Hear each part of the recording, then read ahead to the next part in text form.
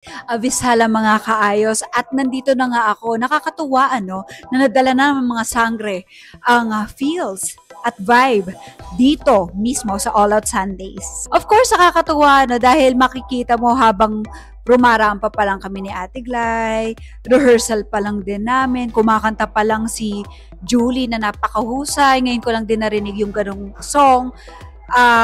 Sobrang nakakatuwa na kahit ako, kinilibutan ako.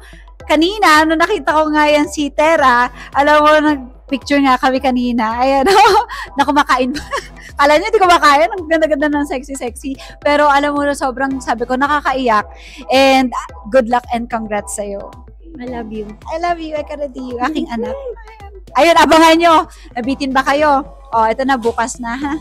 Magiging papel ko ngayon, nako, kung minahal nyo si Danaya noong 2016, ay lalo nyo rin siyang mamahalin ngayong 2025.